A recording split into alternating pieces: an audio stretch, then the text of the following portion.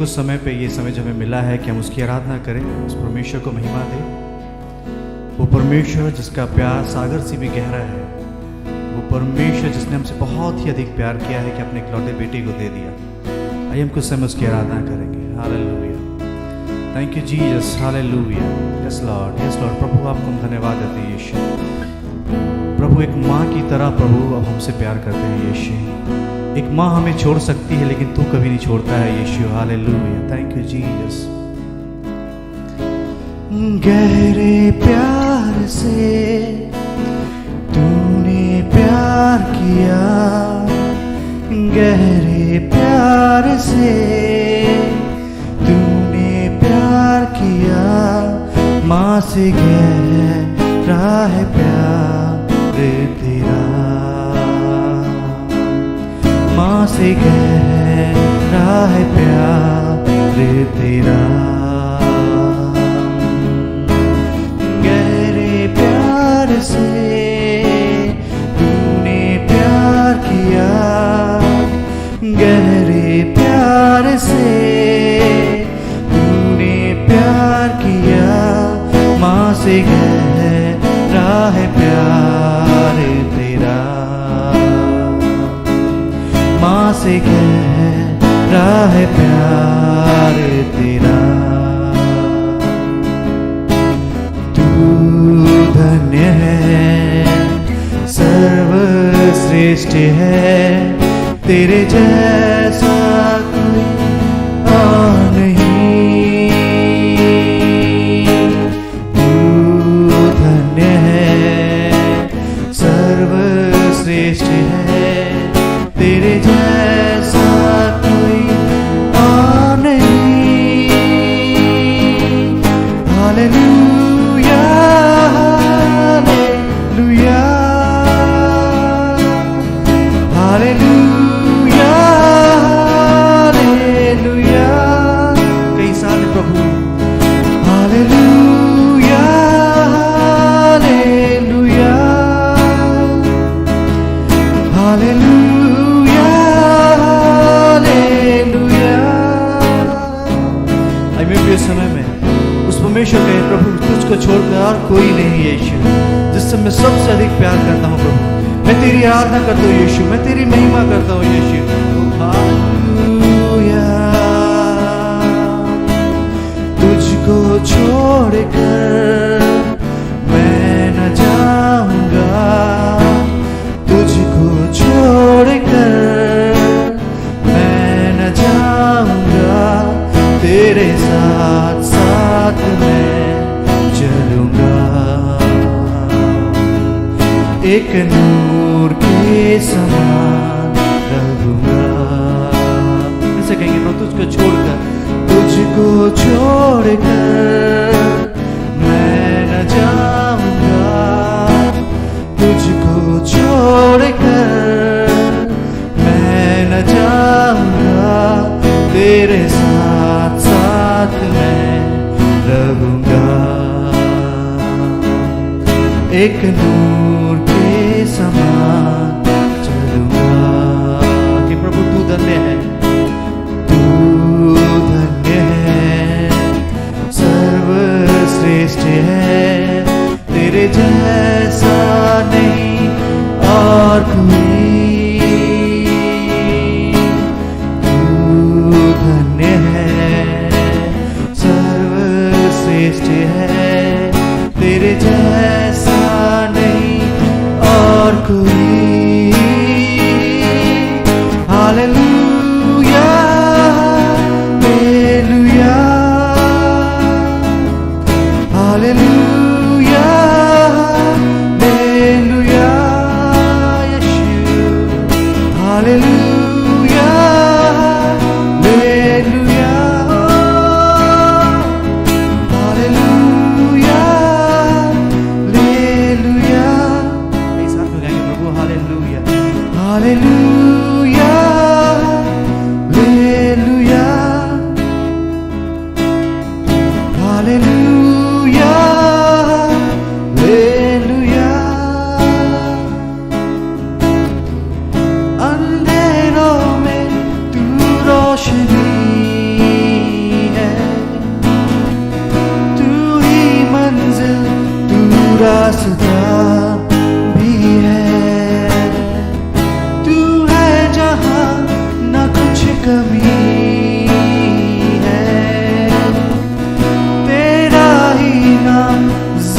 जिंदगी भी है, अंधेरों में तू रोशनी है,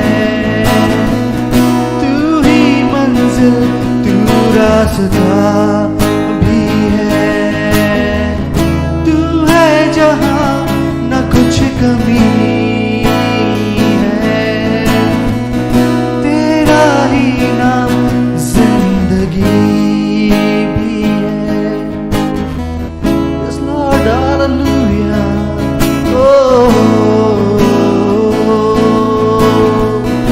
यीशु मसीह हालेलुया। धन्यवाद यीशु।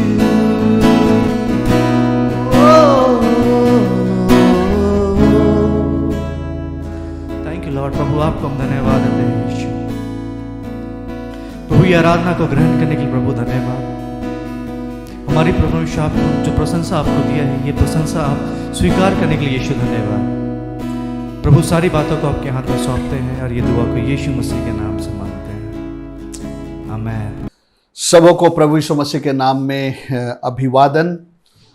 आज के इस बाइबल अध्ययन में मैं आप सबों का स्वागत करता हूं। मेरे प्रियो, पिछले कई सप्ताहों के दरमियान हम लोगों ने इफिसियों के पत्री का जो है हम लोगों ने संपूर्ण इफिसियों के पत्री का हम लोगों ने अध्ययन किया और निश्चित तौर से परमेश्वर ने हमारे जीवन में बहुत सारी बातों को जो है सिखलाया हम लोगों को, और मैं विश्वास करता हूँ उस पुस्तक के मुताबिक हमारे जीवन में बहुत सारे आत्मिक लाभ हम लोगों ने उठा लिया है। और आने वाले दिनों में और भी मैं पुस्तकों का अध्ययन करूँगा, लेकिन इस बार मेरे हृदय में एक विषय है और उस पर मैं आपके साथ में विचार करना चाहता हूं, क्योंकि एक बहुत ही महत्वपूर्ण विषय है। हम लोग अंतिम समय में हैं और मैं नहीं चाहता हूं कि इस अंतिम समय में हम किसी भी तरह से अपने परमेश्वर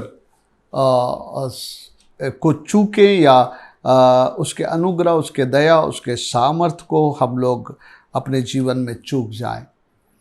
ये बहुत ज़रूरी बात है, और इस जीवन के लिए ही नहीं वरन जब हम इस संसार के जीवन से, इस जो है पृथ्वी के इस डेरा रूपी घर से, जो हमारा शरीर है, जिससे हम अलग होंगे तो हम परमेश्वर से मिल सके।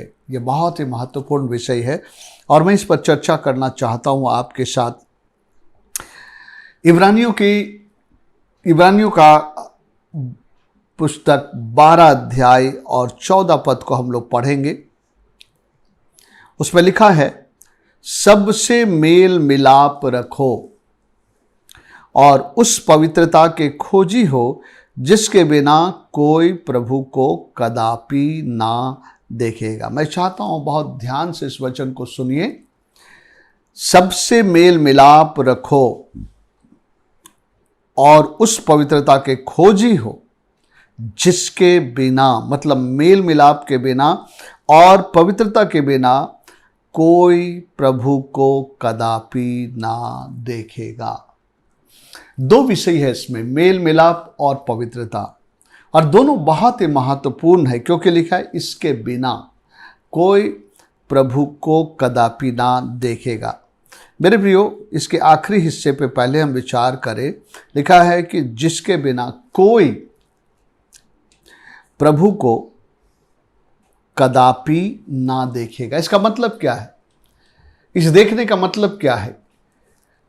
क्या इस देखने का मतलब दर्शन में प्रभु को देखना है? जैसे कई लोगों को परमेश्वर सौभाग्य देता है, कई लोगों ने प्रभु यीशु मसीह को देखा या उनसे बातें किया, तो क्या इसका ये मतलब है इस वचन का कि परमेश्वर को कदापि नहीं देखेगा? नहीं मेरे प्रियो, परमेश्वर को कदापि नहीं देखेगा उसका मतलब उसके सामर्थ्य को, उसके कृपा को, उसके दया को और उसके सामर्थ्य कार्यों को हमारे जीवन में हम नहीं देख पाएंगे। इसका मतलब है हम परमेश्वर की उपस्थिति को, उसके आश्चर्य कर्मों को हमारे कष्ट और मुसीबतों के समय में सहायता करने के लिए उसके हाथ को हम नहीं देखेंगे और एक प्रकार से परमेश्वर का साथ हम नहीं देख पाएंगे। अगर परमेश्वर हमारे संग नहीं है, परमेश्वर हम पर अपने आप को प्रकट नहीं करता है, परमेश्वर संकट में, कष्ट में, मुसीबतों में, परेशानियों में, विपत्तियों में अगर अपने आप को हमारे जीवन में जीवित करके प्रकट नहीं करता, नहीं दिखाता है, तो मेरे प्रियो, हम लोग बहुत ही अभागे लोग होंगे। क्योंकि अगर प्रभु हमारे साथ नहीं है तो सब कुछ व्यर्थ है। इसलिए अगर आप ये देखना चाहते हैं कि प्रभु आपके साथ है, आपके परिवार के साथ है, परमेश्वर के आशीष को आप देख रहे हैं, परमेश्वर कष्ट मुसीबतों में आपकी मदद करने के लिए उपस्थित हो रहे हैं, अगर आप इस प्रकार परमेश्वर को नहीं देख पाएंगे तो मेरे प्रियो, सचमुच में आप अभागे होंगे। मैंने कहा क्योंकि इस संसार में हम जब तक हैं, बहुत सारी बातें हैं जो हर इंसान को सामना करना है, और अगर परमेश्वर हमारे संग है तो सब कुछ आसान है। एक बात यह है कि जीवित रहते हुए इस पृथ्वी पर परमेश्वर के कार्यों को, सामर्थ्य को, आश्चर्य कर्मों को देख पाना। और इसका दूसरा हिस्सा है कि परमेश्वर को साक्षात या प्रभु यीशु मसीह को साक्षात देख पाना, जब यीशु मसीह अपने दूसरे आगमन में या रैप्चर में बादलों पे आएंगे। जब प्रभु यीशु मसीह बादलों में आएंगे और हम उसे देखेंगे तो बाइबल में लिखा है हम बदल जाएंगे, महिमामय देह लेंगे। उसका मतलब है परमेश्वर को देखने का तात्पर्य इस पृथ्वी पर उसके कार्य, उसके सामर्थ, उसके कृपा, उसके दया, उसके आश्चर्य कर्मों को देख पाना। और दूसरा है कि प्रभु के दूसरे आगमन में या रैप्चर में परमेश्वर को आप देख पाएं, ताकि परमेश्वर को जैसे आप देखेंगे वैसे बदल जाएंगे और महिमामय देह को लेकर के प्रभु के साथ स्वर्ग में चले जाएंगे। सो यहाँ पर लिखा कदापि ना देखेंगे, कोई प्रभु को कदापि ना देखेगा। और वहाँ पर शर्त दिया, किसके बिना? दो बातों के बिना। एक तो मेल मिलाप और दूसरा है पवित्रता। मेल मिलाप शब्द यहाँ पर क्यों आया है? मेल मिलाप का मतलब होता है जब दो लोगों के बीच में अशांति हो गई है, उन दोनों के बीच में मनमुटाव हो गया है, रिश्तेदारी में खराबी आ गई है, तो फिर से उसमें मेल मिलाप कर लेना। मेरे प्रियो, आज इस संसार में जहाँ हम रहते हैं, यहाँ बहुत किस्म के परिस्थितियाँ पैदा हो जाती है। घर में, परिवार में, पति पत्नी के बीच में, भाई बहन के बीच में, पड़ोसी के साथ, और यानी जिस दायरे में हम रहते हैं, कई बार जो है रिश्तों में खटास आ जाता है। किसी न किसी बातों से किसी को दुख लग जाता है और उस दुख के कारण वो आपस में एक दूसरे से दूरी बना लेते हैं। बोली बातचीत बंद हो जाती है और जो है अगर एक आमने सामने आ रहा है तो मुंह फेर करके चले जाते हैं और वो मिलना भी नहीं चाहते। इवन कभी कभी एक चर्च के अंदर लोग ऐसा हो सकते हैं जिनमें मेल मिलाप नहीं है, वो सबसे हाथ मिला लेते हैं, किसी एक को एक से नहीं मिलाते। कारण क्या है? क्योंकि उनका मन उसके प्रति जो है उनका मन उसके प्रति हट गया है। और मेरे प्रियो, ये एक बहुत ही जो है कि बुरी समस्या है मसीहों के लिए। और कहा जाए बुरी समस्या, इसलिए मैं कह रहा हूँ कि अगर इस समस्या का निराकरण नहीं किया जाए, यानी कि उस जो संबंध जो टूटी है, जिस बातों को लेकर के, और या तो किसी प्रकार का कष्ट एक दूसरे को मिला है और मन में चोट खा करके हमने जो है निर्णय लिया है कि अब मैं उससे कभी बात नहीं करूंगा, उससे उठूंगा बैठूंगा नहीं, या तो उसके साथ कोई ताल्लुकात नहीं रखूंगा, तो ऐसी दशा में जो है हम जो है मेल मिलाप के बिना वाले व्यक्ति के कैटेगरी में आ जाएंगे। और ध्यान रखिए, सबसे मेल मिलाप रखो और उस पवित्रता के खोजी हो जिसके बिना कोई प्रभु को कदापि नहीं देखेगा। मेरे प्रियो, मेल मिलाप का सबसे पहला जो है उदाहरण हम जो देखेंगे, परमेश्वर होकर के हम मनुष्यों के साथ स्वयं परमेश्वर ने मेल मिलाप किया। हम लोग जानते हैं आदम और हवा परमेश्वर के संतान थे, लेकिन इन्होंने परमेश्वर को दुखाया, परमेश्वर की आज्ञा को उल्लंघन करके शैतान की बात को माना और उनका संबंध प्रभु से टूट गया। आप जानते हैं जैसे संबंध टूटा, आदम हवा परमेश्वर से दूर भागने लगे। जब दो लोगों के रिश्ते में खटास आती है तो वो दो लोग हमेशा एक दूसरे से दूर भागने की कोशिश करते हैं और आदम हवा छुपने लगे, प्रभु से दूर होने लगे। लेकिन आपको पता है गलती परमेश्वर ने नहीं किया, लेकिन जो है आदम और हवा ने किया।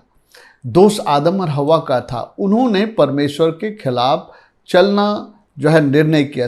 परमेश्वर जो उसका कर्ता था, परमेश्वर जिसने उनको बनाया था, उसको उन्होंने ठुकरा करके शैतान के बात में चलना ज़्यादा अच्छा समझा। और आप सोचिए तो ये दोष किसका है?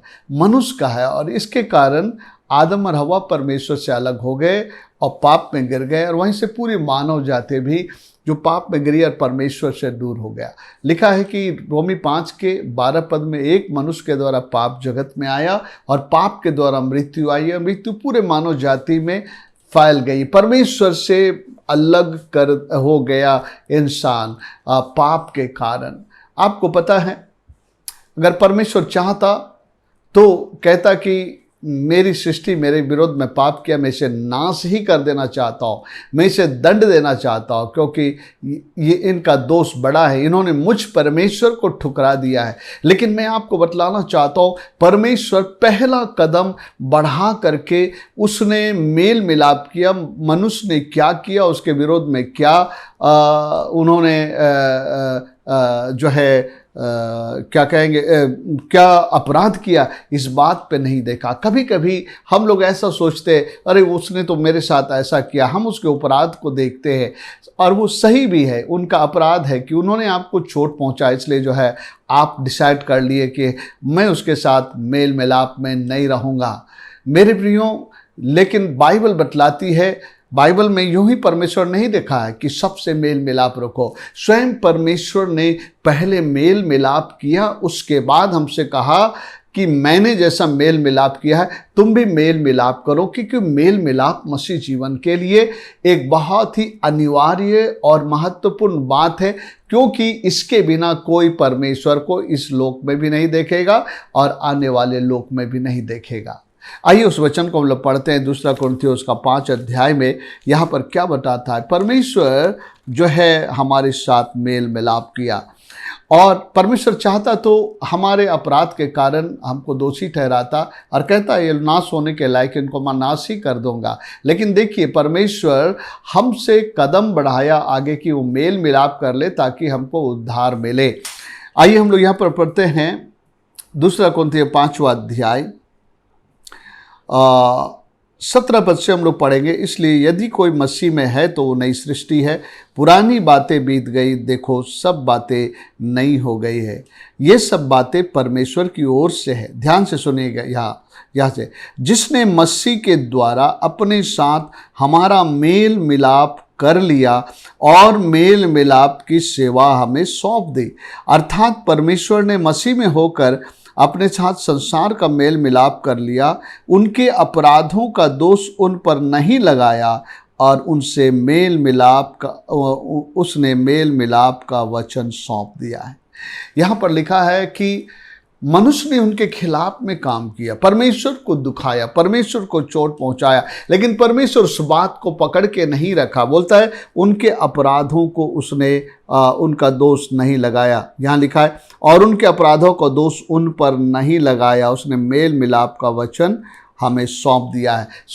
परमेश्वर ने मनुष्य के अपराध का दोष उसने नहीं लगाया, लेकिन परमेश्वर स्वयं से आगे बढ़े और यीशु मसीह के द्वारा उन्होंने मानव जाति के साथ परमेश्वर का मेल मिलाप का उसने जो है एक ऑफर दिया।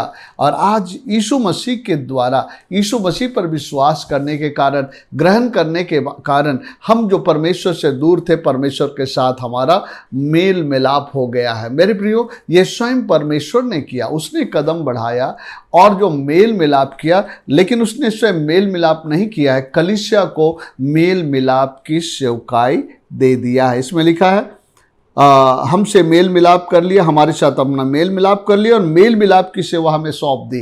कहने का मतलब परमेश्वर कहता है मैं मेल का परमेश्वर हूँ, और मेल किया और उसने एक उदाहरण तैयार किया और कहता है जैसा मैंने मेल किया है वैसे तुम भी मेल मिलाप कर लो। मेरे प्रियो, मेल मिलाप परमेश्वर की ओर से है, फूट और मन मुटाव शैतान की ओर से। शैतान हर किस्म के ऐसी बातों को उत्पन्न करता है जिससे घर में, परिवार में, मित्रों के बीच में, चर्च में, हर जगह जो है मेल टूट जाए।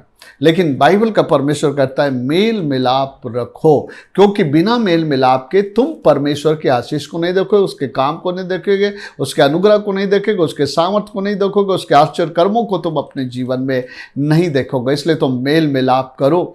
और परमेश्वर ने उनके अपराध को लेकर के, ना ये लोग अपराधी हैं, इनको सजा मिलना चाहिए, सर क्या उनको मेल मिलाप किया।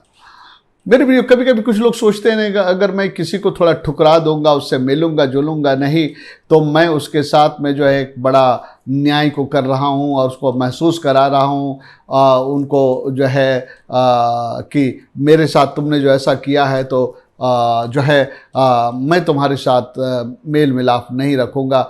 इससे उनको लगता है कि आप उनको चोट पहुंचा रहे हैं, लेकिन आप स्वयं को चोट पहुंचा रहे हैं। परमेश्वर की दृष्टि में आप मेल मिलाप नहीं करके वो कर रहे हैं जो परमेश्वर ने कहा है कि मैंने मेल मिलाप किया है, तुम भी मेल मिलाप रखो। देखिए, प्रभु हमसे कोई ऐसी बात नहीं हमसे मांग करता है जो स्वयं प्रभु नहीं करते हैं।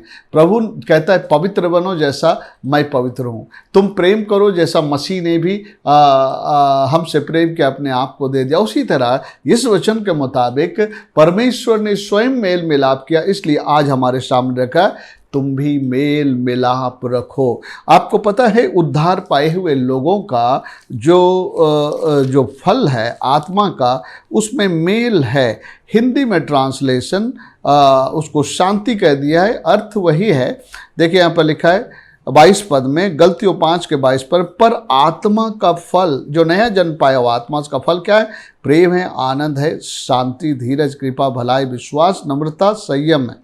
ओके, यहां पर लिखा है शांति। आत्मा का फल प्रेम, आनंद और शांति। और अंग्रेजी बाइबल में लिखा है पीस। यहां पर वो जो है मेल, किसी बाइबल में मेल लिखा है। शांति का अर्थ ही होता है दो लोगों के बीच में जो अशांत करने वाली बात थी, अब दूर कर दिया गया और दोनों जो है एक हो गए, दोनों के बीच में शांति स्थापित हो गई और उसी को दूसरे शब्दों में मेल हो गया हम कहते हैं। मेल हो गया, है ना।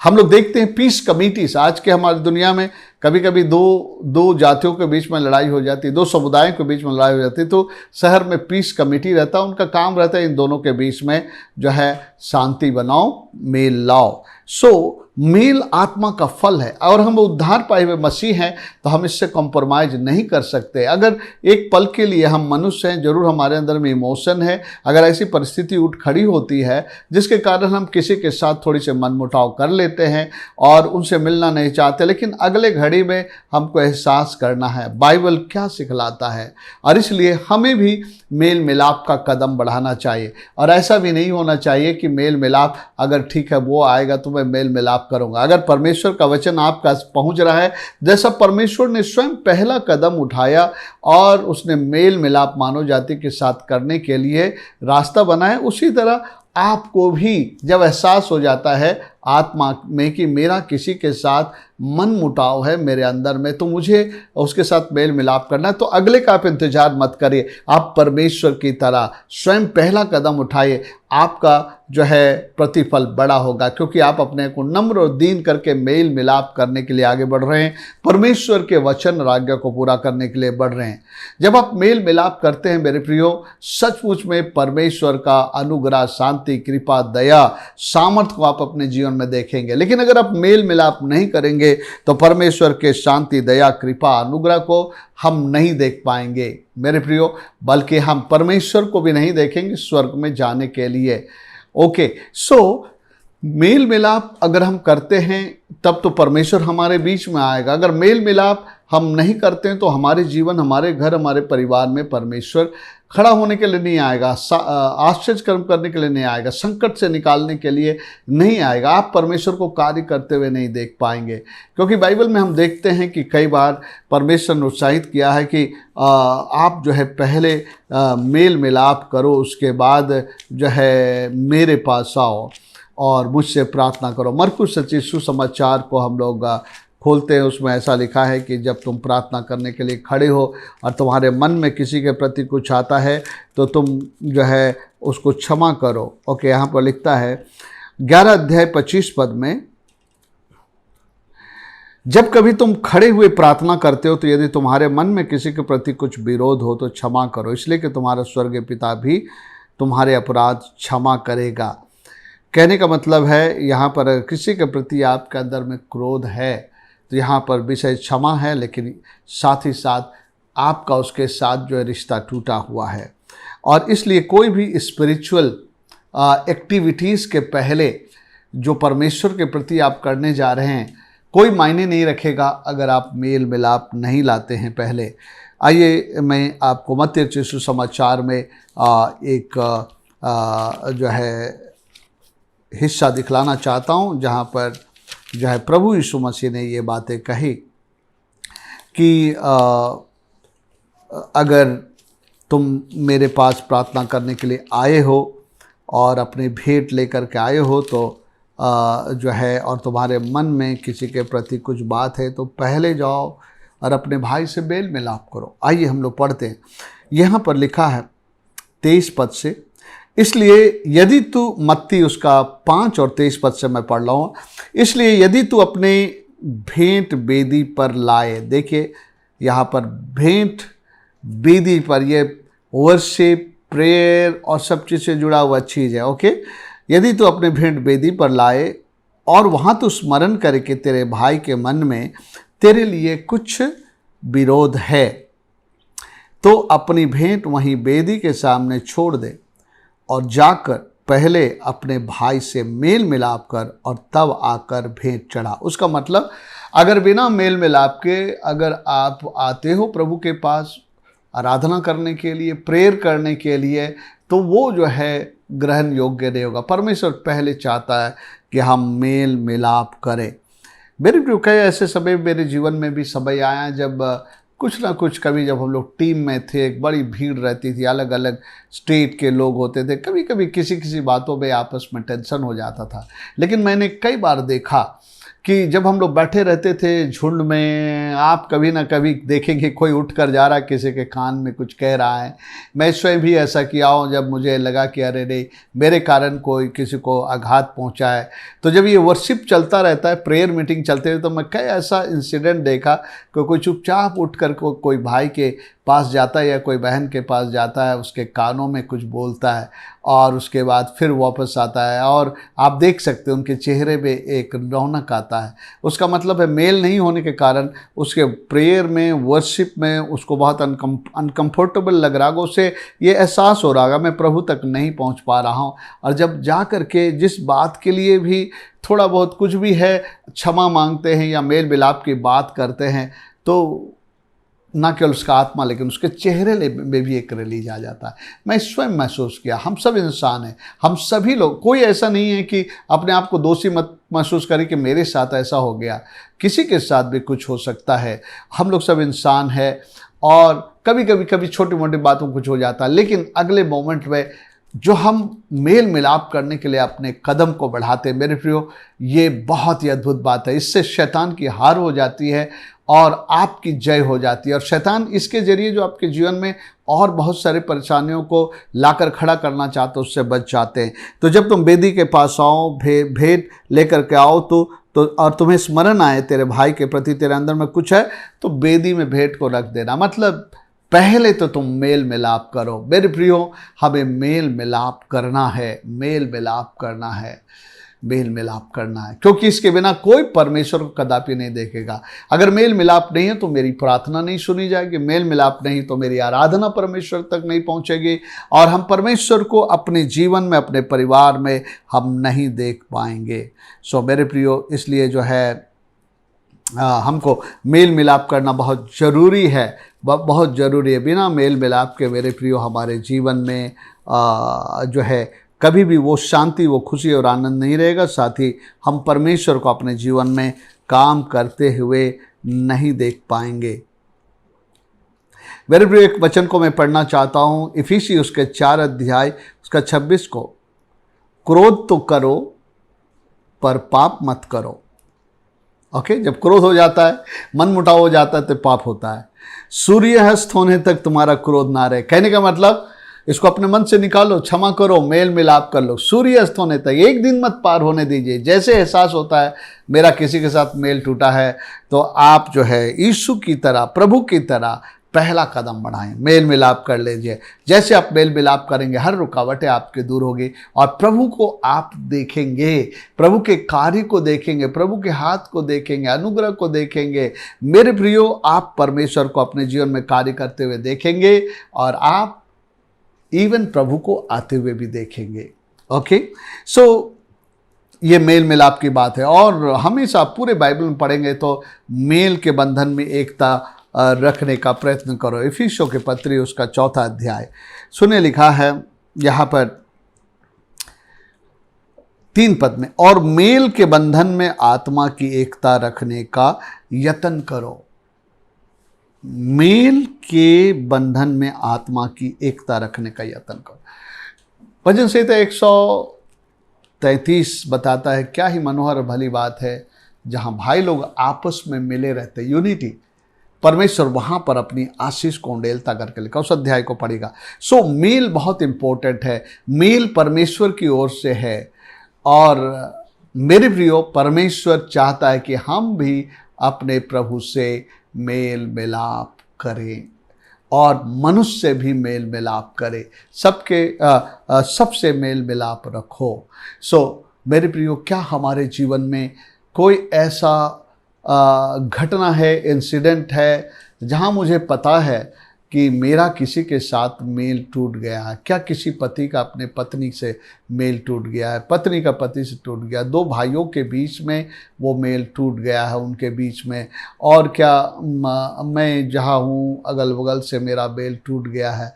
मेरे प्रियो, जितना जल्दी हो सके आप प्रार्थना करें कि प्रभु तू मुझे मौका दे, एक अवसर दे, परिस्थिति को तू खड़ा कर कि प्यारे पिता परमेश्वर, मैं मेल मिलाप का कदम बढ़ा सको। पवित्र आत्मा मेरी सहायता कर कि मैं उन लोगों के साथ मेल मिलाप कर सकूं। मैं बिना मेल मिलाप का नहीं रहना चाहता हूं, क्योंकि तेरे वचन में लिखा है बिना मेल मिलाप कोई कदापि परमेश्वर को नहीं देखेगा।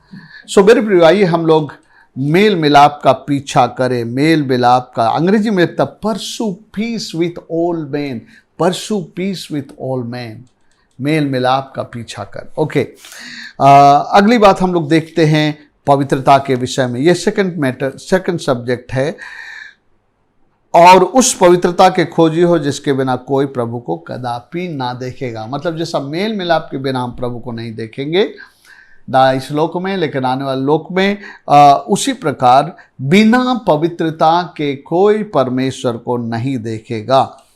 अब जब हम लोग पढ़ते हैं यीशु मसीह के प्रथम शिक्षा में, जब वो अपने चेलों को शिक्षा दे रहा है, तो मत्ती रचित सुसमाचार में एक बहुत अच्छी बात लिखी है, मत्ती उसका 5वां अध्याय, और उसमें कहता है वचन 9 में, मैं मेल के लिए एक वचन यहाँ से जोड़ देता हूँ, 5 अध्याय 9 में, धन्य है वे जो मेल करवाने वाले हैं, क्योंकि परमेश्वर के पुत्र कहलाएंगे। अगर हम मेल में नहीं जीते हैं तो हम परमेश्वर के पुत्र भी नहीं कहला सकते, इसलिए हम मेल रखें, मेल करें। ओके, पवित्रता से संबंधित, शुद्धता से संबंधित वचन 8 है, 5 का 8। धन्य है वे जिनके मन शुद्ध हैं, दूसरे शब्द में पवित्र हैं, क्योंकि वे परमेश्वर को देखेंगे।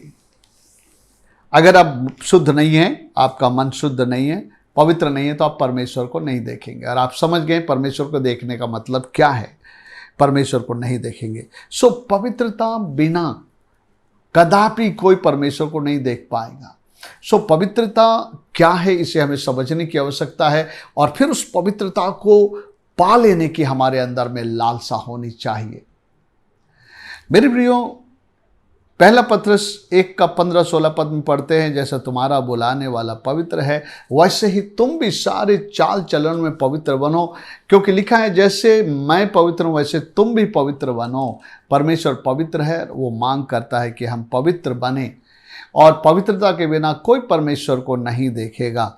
सो पवित्रता इतनी जब महत्वपूर्ण है तो हमें पवित्रता को समझ लेने की आवश्यकता है, ताकि हम पवित्रता को अपने जीवन में साध लें, पवित्रता में हम बढ़ते चले जाएं। पवित्रता ही हमको परमेश्वर को देखने में मदद करेगा, परमेश्वर के कार्य को देखने में मदद करेगा, और परमेश्वर को बादलों पे आते देखने में मदद करेगा अगर हम लोग जीवित हैं। सो आइए हम लोग समझे पवित्रता क्या है। पवित्रता को हम समझने के लिए इस रीति से देखते हैं। आइए, पवित्रता का मतलब क्या होता है? पवित्रता का मतलब होता है परमेश्वर के लिए अलग किया हुआ जीवन। जी हाँ, पवित्रता का मतलब होता है परमेश्वर के लिए अलग किया हुआ जीवन। आइए हम पवित्रता किस स्थिति में परमेश्वर चीज़ों को पवित्रता के रूप में देखता है। हम लोग लेवी व्यवस्था के किताब को हम लोग खोलेंगे, लेवी व्यवस्था और उसका 27 अध्याय। यहाँ पर एक बात लिखा है, सुनिए, मैं पढ़ता हूँ 28 पद से। यहाँ पर पवित्रता का चित्र है, इसको देखेंगे तो आप समझ में आ जाएगा पवित्रता का अर्थ क्या है, और आप उस चित्र को अपने जीवन में उतार सकते हैं। 27 अध्याय लेवी व्यवस्था उसका 28 पद। परंतु अपनी सारी वस्तुओं में से जो कुछ कोई यहोवा के लिए अर्पण करे, चाहे मनुष्य, चाहे पशु, चाहे उसके निज भूमि या खेत हो, ऐसी कोई भी अर्पण की हुई वस्तु ना तो बेची जाए ना छुड़ाई जाए। जो कुछ अर्पण किया जाए वह यहोवा के लिए परम पवित्र ठहरे। जो कुछ भी चीज़ अर्पण कर दिया जाता, पशु, पेड़ और भूमि, वो परमेश्वर के लिए परम पवित्र ठहरता था। ओके, 30 पद को हम लोग पढ़ेंगे। यहाँ पर और स्पष्टीकरण है कैसे हम पवित्रता को समझ सकते हैं। फिर भूमि की उपज का सारा दसवांश, चाहे वह भूमि का बीज हो चाहे वृक्ष का फल हो, वह यहोवा ही का है और यहोवा के लिए पवित्र ठहरी। अभी मैं आपको समझाता हूँ। परमेश्वर ने ये विधान दिया था कि जब तुम अपनी खेती बाड़ी करो तो उसका दसवांश को अलग कर देना, वो परमेश्वर का है और परमेश्वर के लिए पवित्र ठहरे। यानी कि जो चीज़ हम अलग कर देते हैं वो प्रभु के लिए पवित्र ठहरता है। तो पवित्रता का मतलब अलग किया हुआ, परमेश्वर के लिए अलग किया हुआ। यानी कि अगर 100 मन धान आपने उपजाया तो उसका 10 मन धान आपको अलग कर देना था, वो परमेश्वर के लिए और परमेश्वर का हो गया। और जो चीज़ आप अलग करके परमेश्वर को दे देते हैं वो परमेश्वर के लिए पवित्र ठहरता है। सो मेरे प्रियो, यहाँ पर परमेश्वर 90% को पवित्र नहीं कहता। उसको इंसान जो भी कहे, जैसा चाहे इस्तेमाल कर सकता, उसे खा सकता, उसको बीज बोने के लिए रख सकता है, बेचने का दिल करे तो बेच सकता है। लेकिन जो 10वां हिस्सा है जो प्रभु को चढ़ा दिया गया, उसको वो ना बेच सकता। हमने देखा कि वहाँ कोई नहीं उन चीज़ों को वापस बेच सकता है उससे पैसे प्राप्त करने के लिए। वो यहोवा के लिए है, वो अलग कर दिया गया, वो परमेश्वर का है। तो यहाँ पर लिखा वह यहोवा ही का है और यहोवा के लिए पवित्र ठहरे। सो हम कैसे पवित्र ठहरते हैं? जब हम अपने जीवन को परमेश्वर के लिए अलग कर देते हैं तो हम लोग पवित्र ठहरते हैं। किस रीति से हम लोग परमेश्वर से अलग करते हैं, किन बातों से हमें अपने आप को अलग करना है जिससे हम परमेश्वर के ठहरे। मेरे प्रियो, पतन के बाद इंसान परमेश्वर से अलग हो गया और वो परमेश्वर का नहीं रहा, वो अपने आप को किसी और चीज के लिए दे दिया और जिसके लिए उसने दिया वो जो है उनको परमेश्वर से अलग कर दिया। लेकिन अब परमेश्वर चाहता है कि वो अपने आप को उन चीज़ों से अलग करके परमेश्वर के लिए अपने आप को सौंप दे कि अब वो केवल और केवल परमेश्वर के लिए होगा। सो किन बातों से इंसान को अपने आप को अलग करना है ताकि आप परमेश्वर का हो जाएं। आइए हम लोग जल्दी से पढ़ते हैं इफिसियों की पत्री से उसका 2 अध्याय। यहाँ पर एक पिक्चर दिया है, हम लोग पहले क्या थे और उसमें से हमें अपने जीवन को अलग कर लेना है और परमेश्वर को सौंपना है। इफिसियों की पत्री और उसका 2 अध्याय, उसमें इस प्रकार से लिखा है, उसने तुम्हें भी जिलाया जो अपने अपराधों और पाप के कारण मरे हुए थे। यहाँ पर अपराध और पाप, जिनमें तुम पहले इस संसार की रीति पर आकाश के अधिकार के हाकिम अर्थात उस आत्मा के अनुसार चलते थे जो अब भी आज्ञा ना मानने वालों में कार्य करता है। इनमें हम भी सब के सब पहले अपने शरीर के लालसाओं में दिन बिताते थे, शरीर और मन की इच्छाएं पूरी करते थे और अन्य लोगों के समान स्वभाव ही से क्रोध के संतान थे। परमेश्वर से अलग होने के बाद इंसान जो अपराध और पाप करने के बाद वो संसार के रीति पर चलने लगा। संसार के रीति पर चलना परमेश्वर के रीति से हट कर चलना है। दूसरा बात है, अंधकार के हाकिम अर्थात उस आत्मा के अनुसार चलते थे जो अब भी आज्ञा ना। अंधकार का हाकिम कौन है? शैतान है। और शैतान के मार्ग में, शैतान के इच्छा में, शैतान के मार्ग में चलना हमारा हो रहा था। और तीसरा है, इनमें हम भी सब के सब अपने शरीर के लालसाओं देना। हम स्वयं के शरीर के लालसाओं और अभिलाषाओं में जो पाप में है जीवन बिताते थे। अगर हम परमेश्वर के लिए पवित्र होना चाहते हैं तो हमको अपने पाप और अपराध, संसार की रीति और जो है अंधकार, शैतान अंधकार का जो राजा है उसके मार्ग से और स्वयं की लालसा अभिलाषाओं से जो परमेश्वर के दृष्टि में शुद्ध है, अपने आप को अलग करके परमेश्वर के हाथ में सौंप देना है। मेरे प्रियो, एक जगह लिखता है अंधकार से अपने आप को अलग करने के विषय में। यहाँ पर हम लोग देखते हैं इफिसियों के पत्री में ही यहाँ पर जब हम लोग देखते हैं तो वहाँ आपको मिलेगा 5वां अध्याय में, 5वां अध्याय एक वचन लिखता है 8 पद में, क्योंकि तुम तो पहले अंधकार थे परंतु अब प्रभु में ज्योति होता, ज्योति के संतान के समान चलो। 11 पद में लिखता, अंधकार के निष्फल कामों में सहभागी ना हो। क्यों? क्योंकि अब तुम प्रभु के हो, प्रभु को जीवन दिए हो, प्रभु के लिए अलग किए गए हो। अंधकार, कुलुस पहला पत्र 2:9 में लिखता है, तुम एक चुना हुआ वंश, राजपदधारी, याजकों का समाज, परमेश्वर के निज प्रजा हो और जिसने तुम्हें अंधकार में से ज्योति में लाया उसके गुणों को प्रकट करे। अंधकार के कामों को त्यागना है। वो क्या है? 3 पद से मैं पढ़ता हूँ, इफिसियों 5 अध्याय 3 पद से, जैसा पवित्र लोगों की योग्य वैसा तुम में व्यभिचार, किसी प्रकार के अशुद्ध काम या लोभ की चर्चा तक ना हो, ना निर्लजता की, ना मूढ़ता की बातचीत की, ना ठट्ठे की, क्योंकि ये बातें शोभा नहीं देते वरन धन्यवाद ही सुना जाए। क्योंकि तुम यह जानते हो कि किसी व्यभिचारी या अशुद्ध जन या लोभी मनुष्य की जो मूर्ति पूजक के बराबर है, मसीह और परमेश्वर के राज में मिरास नहीं। देखिए, कोई तुम्हें इन बातों से धोखा ना दे, क्योंकि इन्हीं कामों के कारण परमेश्वर का क्रोध आज्ञा ना मानने वालों पर भड़कता है। गलतियों 5:19 पद से देखते, शरीर के काम तो प्रकट है अर्थात व्यभिचार, गंदे काम, लुचपन, मूर्ति पूजा, टोला, ईर्षा, क्रोध, विरोध, फूट, विधर्म, मतवालापन, लीला कड़ा, इनके और काम है जिनके विषय में कह चुका हूँ। ऐसे ऐसे काम करने वाले परमेश्वर के राज के भागीदार नहीं होंगे, क्योंकि ये सब अंधकार के काम है। मेरे प्रियो, हम परमेश्वर के लिए पवित्र ठहरना चाहते हैं ताकि हम परमेश्वर को देखें, परमेश्वर को कार्य करते देखें, उसके कृपा अनुग्रह को देखें। तो मेरे प्रिय, जरूरी कि हम अपने आप को पवित्र करें। पवित्र करने का मतलब है अपने आप को अलग करें। और जो है हम संसार की रीति से अलग हो, शैतान की रीति से अलग हो, और जो हम अपने आप से भी, जो अपने शरीर के लालसा अभिलाषों से अपने आप को अलग करके कि प्रभु मैं अपना जीवन तुझे सौंपता हूँ। तो जब हम ऐसा करते हैं तो मेरे प्रियो हम पवित्र ठहरते हैं। अभी जो हम जिन हिस्सों को हम लोग पढ़ करके बता रहे हैं उससे पवित्रता का एक पक्ष परिलक्षित होता है या दिखाई देता है, और वो क्या है? पाप रहित पवित्रता। मतलब पाप, अपराध, शैतान के द्वारा जो भी जीवन है, संसार की रीति, इन सब को छोड़ना। इसको मैं कहूँगा पाप रहित पवित्रता, मतलब सिनलेस प्योरिटी। सिनलेस प्योरिटी मतलब हमको सिनलेस हो जाना है, पाप रहित हो जाना है, पाप को छोड़ देना है, पाप को त्याग देना है। परमेश्वर के लिए पवित्र होने के लिए जो है पाप को त्यागना जरूरी है। सिनलेस प्योरिटी हम कहते हैं।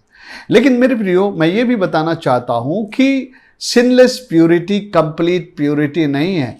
पाप रहित पवित्रता संपूर्ण पवित्रता नहीं है। जैसे सिक्का के दो पहलू होते हैं, उसी तरह पवित्रता के भी दो पहलू होते हैं। एक पहलू है जब आप पापों को त्यागते हैं तो उससे जो है आप पवित्रता की ओर बढ़ते हैं। लेकिन मात्र पाप को त्याग देने से ही हम पवित्र हो जाएंगे, ऐसा नहीं होता है। उसका एक दूसरा पहलू है। केवल हम पाप को ही ना त्यागे, लेकिन दूसरा पहलू है उसका, पवित्र परमेश्वर के स्वभाव को धारण करे। यस, इसको बहुत स्पष्ट समझ लीजिए। पाप रहित पवित्रता एक पक्ष है, लेकिन दूसरा पक्ष, उसका दूसरा पहलू है जीवित और पवित्र परमेश्वर के स्वभाव को धारण करो। अगर ये दोनों बातें नहीं होती तो हमारा पवित्रता अधूरा होगा। We are incomplete in our holiness and purity.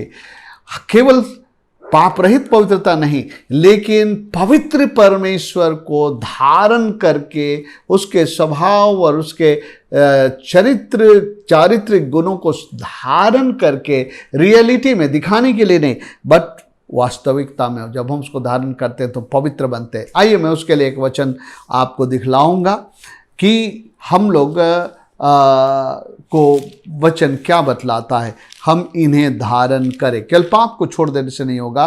कुलुस्सियों की पत्री को हम लोग निकालेंगे, उसका 3रा अध्याय कुलुस्सियों के पत्री, और इसमें पवित्र लोगों के चरित्र के बारे में बोला है, और वो चरित्र परमेश्वर का ही चरित्र है और गुण है, उसको हमको धारण करना। आप देखेंगे बहुत बार, बहुत सिंसियरली बहुत सारे लोग अपने पापों को त्याग दिए हैं और वो सोच रहे हैं कि हमने अपनी पवित्रता को पा लिया है। नहीं मेरे प्रियो, उसका दूसरा हिस्सा है, वो भी आपको पाना है। आइए हम पढ़ते हैं 3रा अध्याय कुलुस्सियों के पत्र, उसका 3रा अध्याय और 12 पद से। इसलिए परमेश्वर के चुने हुओं के समान जो पवित्र और प्रिय हैं, क्या है? जो पवित्र प्रिय है। ये पवित्र और प्रिय लोगों के बारे में कह रहा है। उनके अंदर में कौन से गुण को आना है? ये परमेश्वर का गुण है जो उसको धारण करना है। इसलिए परमेश्वर के चुने हुओं के समान जो पवित्र और प्रिय हैं, बड़ी करुणा और भलाई और दीनता और नम्रता और सहनशीलता को धारण करो। यदि किसी को किसी पर दोष देने का कोई कारण हो तो एक दूसरे की सह लो, एक दूसरे के अपराध क्षमा करो। जैसे प्रभु ने तुम्हारे अपराध क्षमा किए हैं, वैसे ही तुम भी करो। इन सब के ऊपर प्रेम को, जो सिद्धता का कटिबंध है, बांध लो। मेरे प्रियो, प्रेम क्या है? प्रेम जो है पसंद नापसंद और सारे भिन्नताओं के बाद भी एक दूसरे को स्वीकार कर लेना प्रेम है। मेरे प्रियो, यहाँ पर हम कई बातों को देखते हैं। ये पवित्र लोगों को धारण करने के लिए कह रहा है। करुणा वो गुण है जब दूसरे के आप तकलीफ को देख करके आपको दया महसूस होता है। लेकिन दया महसूस करना ही काफ़ी नहीं है। आप उसको उस परिस्थिति में से उबारने के लिए आप क्या कर सकते हैं, ये मैटर है। आप लोगों के दुखों को देखकर हाय बेचारा करके आप रहते हैं तो वो काफ़ी नहीं है। उसको उस हाय और बेचारेपन की स्थिति से बाहर लाने के लिए आप क्या सेक्रीफाइस कर सकते हो। ये बड़ी करुणा और भलाई हमेशा किसी के लिए कुछ करने के लिए बताता है, डूइंग गुड, ओके। और दीनता और नम्रता, देखिए ये गुण बहुत ही बड़ा गुण है। और ये परमेश्वर प्रभु यीशु मसीह में था। प्रभु यीशु मसीह ने कहा मत्ती उसके 11 अध्याय 29 पद में, मुझसे सीखो मैं नम्र और दीन हूँ। आज हम लोग कई बार घमंड में रहते हैं, कई बार हम अपने आप को बहुत ऊंचा समझते हैं, दूसरों के सामने हम छोटा नहीं बन सकते, दीन नहीं हो सकते, सॉरी नहीं बोल सकते हैं। हमको लगता है कि अगला ही मुझे आकर सॉरी बोले, लेकिन यहाँ लिखता है कि ये दीनता और नम्रता और उसके बाद सहनशीलता धारण करो। यदि किसी को किसी पर दोष देने का कोई कारण हो, जो हमने पढ़ा था कि परमेश्वर ने मनुष्य का दोष उसके ऊपर नहीं दिया, परमेश्वर दे सकता था ये दोष, लेकिन वो सह लिया। लिखता यदि किसी को किसी पर दोष देने का कोई कारण हो तो एक दूसरे की सह लो, एक दूसरे के अपराध क्षमा करो। क्षमाशीलता परमेश्वर का गुण है। आज कितने लोग एक दूसरे को क्षमा बिना किए हुए जी रहे हैं, बिटरनेस में जी रहे हैं।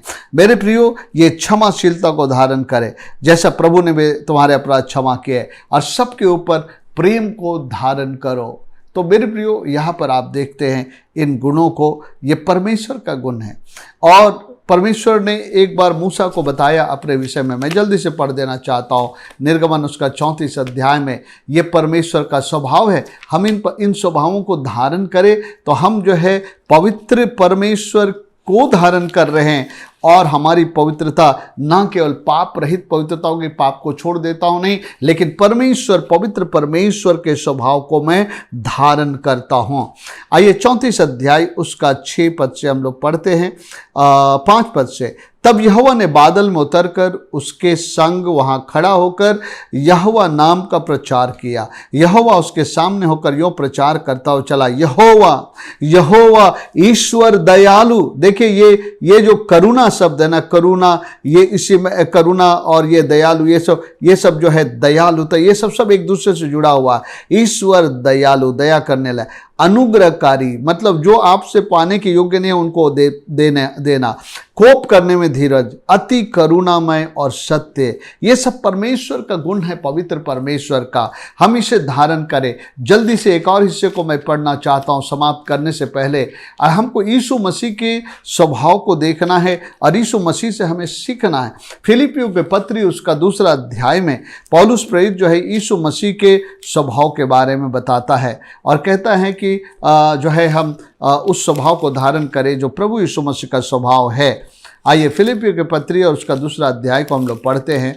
यहाँ पर देखिए यीशु मसीह के गुणों को देखिए। ये पवित्र परमेश्वर के गुण है, ये पवित्र गुण है, इसके बारे में लिखा है।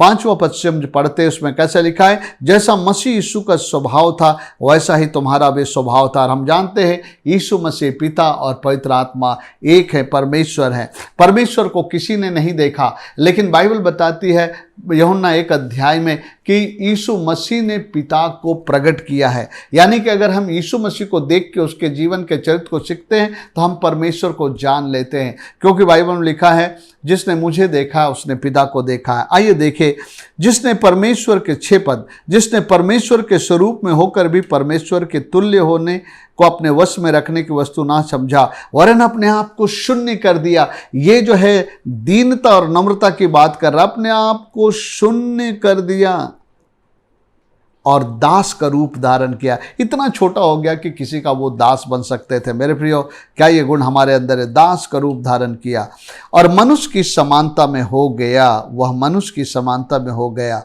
और परमेश्वर के रूप में प्रकट होकर अपने आप को दीन किया और यहाँ तक आज्ञाकारी रहा कि मृत्यु, हाँ, क्रूस की मृत्यु भी सह ली, आज्ञाकारी रहा। मेरे प्रियो, ये सब जो है ईश्वरीय गुण है। आपको पता है यीशु मसीह मनुष्य का शरीर लेकर के आया, अपने पिता के प्रति आज्ञाकारी रहा। सो यीशु मसीह अपने आज्ञाकारिता को प्रदर्शित किया। ये सब ईश्वरीय गुण हैं और मैं चाहता हूँ इन तीनों हिस्सों को फिर से एक बार आप पढ़िएगा। फिलिपी उसका 2 का 5 से आगे, निर्गमन उसका 34 अध्याय का 6 पद से और कुलुस्सी 3 अध्याय का 12 पद से 12 से 14 तक आप पढ़ करके उनमें देखिए क्या गुण है। ये पवित्र परमेश्वर का पवित्र गुण है। सो न केवल हमें पाप को त्याग करना है, लेकिन इन गुणों को धारण। बहुत बार बहुत लोग जो है एकदम अच्छी रीति से पाप रहित पवित्रता का पालन कर रहे हैं, लेकिन दूसरी ओर वो परमेश्वर के पवित्र जो है चरित्र को, पवित्र स्वभाव को धारण नहीं कर रहे हैं। मेरे प्रियो, आइए हम लोग सिक्के के दो पहलू में, जैसे दोनों पहलू अगर है तब तो सिक्का मान्य होगा, लेकिन अगर दोनों पहलू उसके दिखाई नहीं दे रहे तो सिक्का जो है अमान्य होगा। वैसे अगर हमारे जीवन में अगर पाप रहित पवित्रता है, लेकिन ईश्वरीय स्वभाव धारण हमने नहीं किया है, पवित्र परमेश्वर के स्वभाव को, तो हमारा पवित्रता अधूरा होगा। दूसरी तरफ अगर हम सोचते हैं कि हम परमेश्वर के स्वभाव को कुछ धारण कर लेंगे, पवित्र हो जाएंगे, नहीं, पाप को भी त्यागना बहुत जरूरी है। सो मेरे प्रियो, आइए आज आप देखें, क्या आपने अपने जीवन को अलग कर दिया है परमेश्वर के लिए, और आप अपने जीवन को कहते हैं कि अब मैं अपना नहीं हूँ, मैं दाम देकर मोल लिया गया हूँ, मैं प्रभु आपको अपना जीवन सौंप दिया हूँ और अब मैं पूरी रीति से आपका हूँ और मैं आपके पीछे चलूँगा और मैं मेल मिलाप का पीछा करूँगा और जो है मैं तेरे पीछे चलूँगा पवित्रता के साथ, क्योंकि सबसे मेल मिलाप रखो, उस पवित्रता के खोजी हो जिसके बिना कोई कदापि प्रभु को ना देखेगा। मेरे प्रियो, मैं तो चाहता हूँ इस पृथ्वी पर जब तक जीवित हूँ मैं परमेश्वर को देखूँ, प्रत्येक दिन देखूँ। देखने का मतलब उसके कृपा को, दया को, उसके सामर्थ्य को, उसके हाथ को, मेरे बाल बच्चों, मेरे नाती पोतों को मैं वो परमेश्वर के हाथ को देखूँ। और जब प्रभु अगर आ रहे हैं तब तक मैं जीवित हूँ तो प्रभु को भी मैं देखूँ, ताकि जब मैं परमेश्वर को देखूँगा तो महिमा में देह में बदल करके परमेश्वर के पास चला जाऊँगा। लेकिन अगर प्रभु के आने के पहले मुझे जाना पड़े इस पृथ्वी पर के कब्र में, तो भी जब वो आएंगे तो मैं महिमा का देह लेकर के उठूंगा। सो मेरे प्रियो, मेल में सबसे मेल मिलाप रखो, उस पवित्रता के खोजी हो जिसके बिना कोई परमेश्वर को नहीं देखेगा। आइए हम अपनी आंखों को बंद करें, कुछ क्षण के लिए बंद करें और हम टटोले अपने आप को, पवित्र आत्मा को हमारे मन को टटोलने दे। आइए हम बड़ी ईमानदारी से प्रभु को टटोलने दे। मनुष्य का आत्मा यहोवा का दीपक है, कहता है नीति वचन में। आइए परमेश्वर को उस दीपक को जलाकर दिखाने दे, कहाँ कहाँ पर अंधकार है हमारे जीवन में।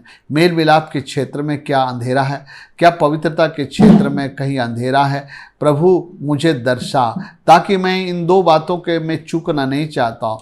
बिना मेल मिलाप, बिना पवित्रता के कदापि कोई परमेश्वर को नहीं देख पाएगा।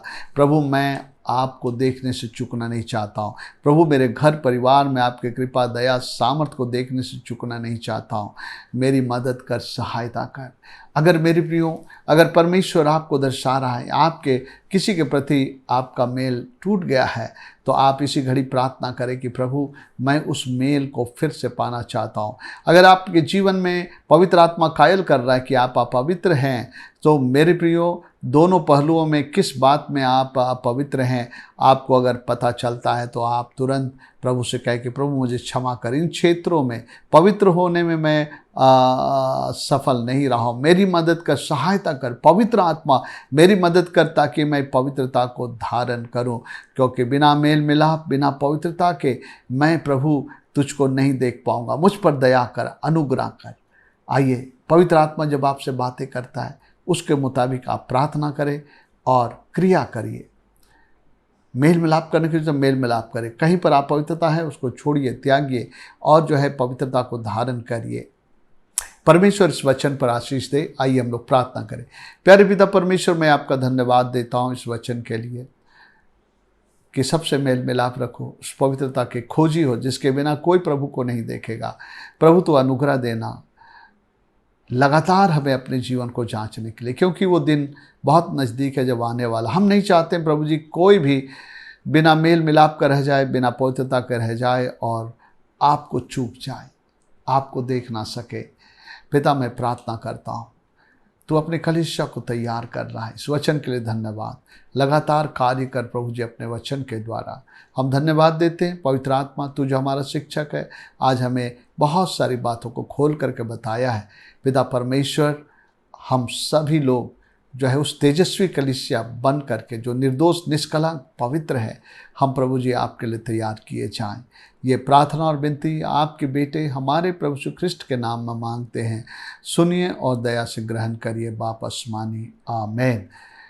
अब हमारे प्रभु यीशु ख्रिस्ट का अनुग्रह, पिता परमेश्वर का प्रेम और पवित्र आत्मा की सहभागिता हम सबों के संगत साथ सदाकाल बनी रहे। आमेन। सबों को जय मसीह की। प्रभु आशीष दे। अगले सप्ताह फिर हम लोग मिलेंगे एक नई शिक्षा के साथ में। प्रभु आप सबको आशीष दे।